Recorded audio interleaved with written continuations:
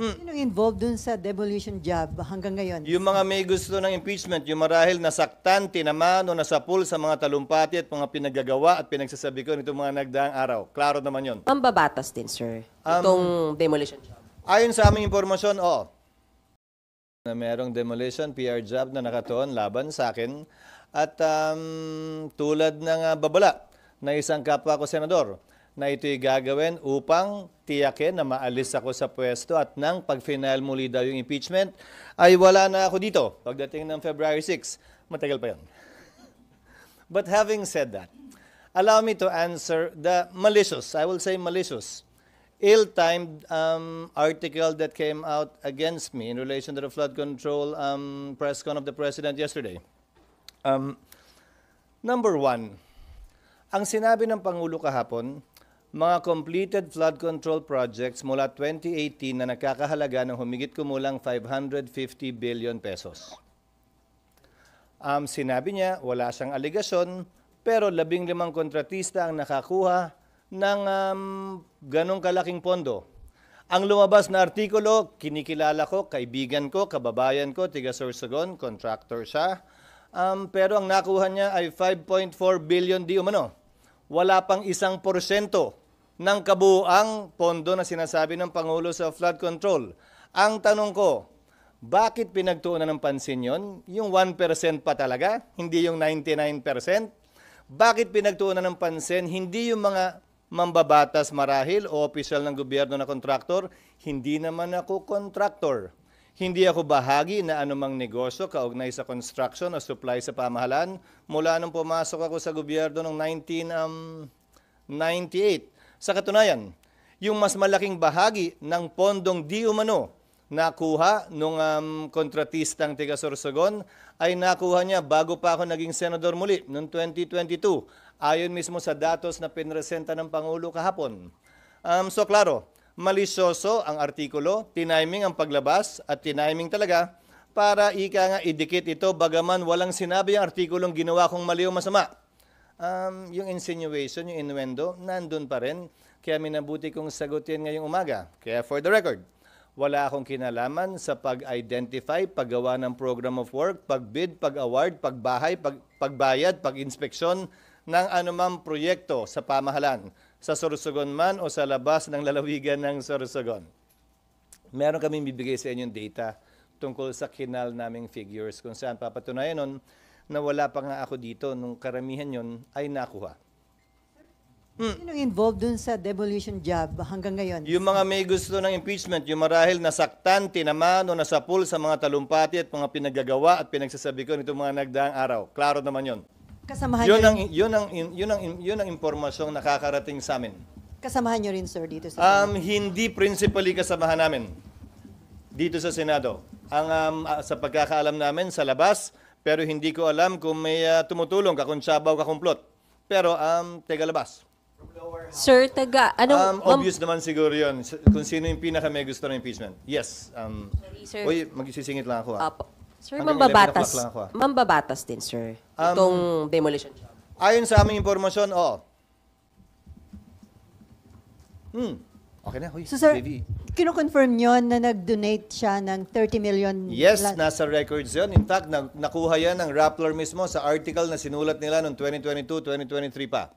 Sir, to be clear, from House of Representatives, yung sinasabi niyo po. Yung impormasyon namin, Pero yung nagde-demolition job sa inyo, taga-house? yung nagde-demolition. Yung nasa likod ng demolition job, SP, naman. ay taga-house? Di ba nga, nung nakarang linggo naman, may video yung nilabas sa akin sa house at kung ano nung innuendo at insinuation na naman ang pinalabas. As if naman may maling ginagawa. Hindi naman ako nagnakaw doon. Kaya man, pumasok lang ako. Yes, Nipa. Kasi na-campaign contributor nyo nga raw. So, pa-explain lang po, masama ba to o Hindi walang nga. mali dito? Gaya na yung sinabi ko, wala namang sinabi yung Rappler article na illegal na ginawa. Dahil wala naman talagang illegal doon. Kaya lang yung innuendo nga, insinuation at yung malicious timing, kino-question ko. Dahil lumabas ng article to noon pa, inulit lang uli at dinikit dito sa kwentong ito. Ang kwentong ito na insertion, na sabi ko, ang pinakamalaking ang nakuhang pondo, ayon mismo sa paglalahad ng Pangulo kahapon, ay nung niwala ako dito sa Senado, ako'y gobernador sa aming lalawigan. Sir, Pero kung sir, magkaroon nung ng senador- Senate investigation, Ha? kung magkaroon ng Senate investigation, kahit naging campaign donor nyo yon, hindi yon makakaasa na magiging fair pa rin kayo Sa sa... 27 taon ko sa Kongreso, sa gobyerno at sa Senado, ang mali palagi sa akin ay mali at ang tama ay tama.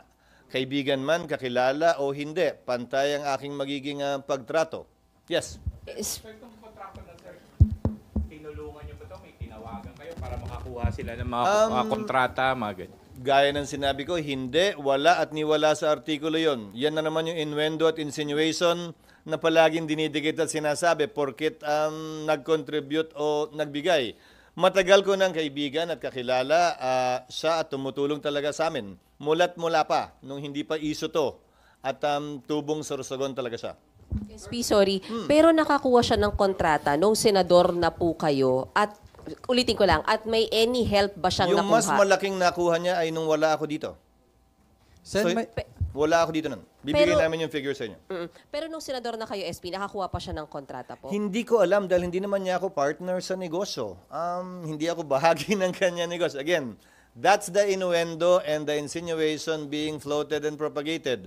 Bakit natin hindi tingnan? Sino ba yung mga mambabatas at opisyal na gobyerno na aktual na kontraktor, aktual na may-ari nung mga kumpanya na nakakuha ng kontrata sa gobyerno?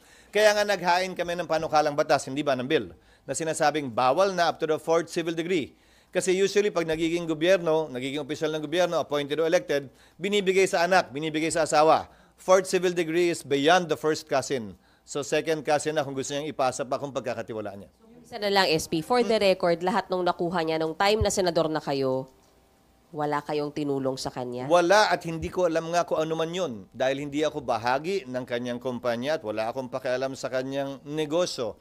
At kung titingnan at susuriin din niya yung paglalahad ng Pangulo, may Cebu, may kung saan-saan, wala na, hindi ko alam. Hindi naman siya nag-report sa akin ng mga ganyan. Yes. Sen, may mga lumalabas na mga ibang video din na sinasabi nung 2021, mga nasa 4 lang yung kanyang project, yung kanyang company. But 2022, after kayong magtulungan doon sa inyong kandidatura, umabot na ng mahigit 20 That something is plus again yung an kanyang projects. insinuation. Look at the figures again before you ask that question. Why? Ang pinag-uusapan 2022 budget. Ginawa ang 2022 budget ng 2021 Congress. Hindi pa ako bahagi ng 2021 Congress at that time. Governor pa ako sa aming lalawigan. Kung pag-uusapan mo ay budget ng 2022, ginawa yan ng 2021. So sorry, kindly check your facts. So sir, maaari bang kahit kung hindi nyo man siya tinulungan, pwede bang may mga instances na ginagamit yung name nyo para makakuha siya Kung ng... may ginawa siyang illegal, ulitin ko kung may ginawang illegal sino man, dapat managot sila. Pero wala akong kinalaman kaugnay sa program of work, pagbid, pag-award. Ang binibid at award namin ay mga programa at proyekto ng lalawigan noon, ng Sorsogon, kung saan procuring entity ang Sorsogon Provincial Government. Wala kaming kinalaman sa National Government Agency procurement, kabilang na ang pagbabayad. Hindi nga ako bahagi ng Kongreso. Pero babalikan ko.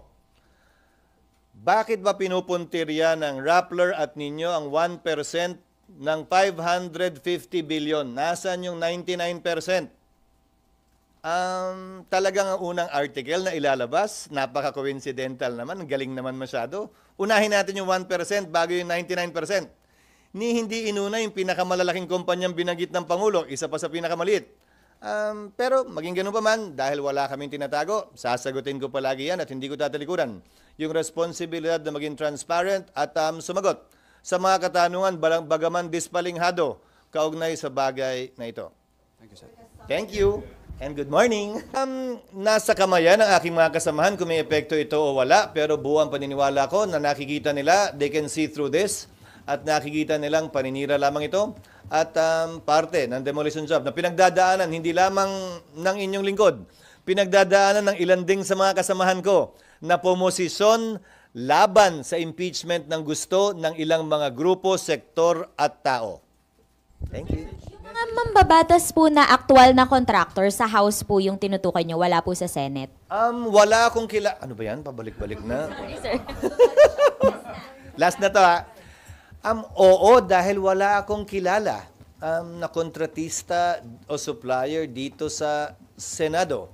At pansin nyo, nilahad ng isang pahayagan na bakit tahimik, bakit nananahimik ang Kamara, kaugnay sa pahayag ng Pangulo kahapon. Pero may mga kamag-anak Malamang, ewan ko. Malalaman natin sa mga susunod na araw. Sila naman, yung 99% naman, sinagot ko na yung 1% eh. Sila naman dun sa balanse. Thank you. Good morning.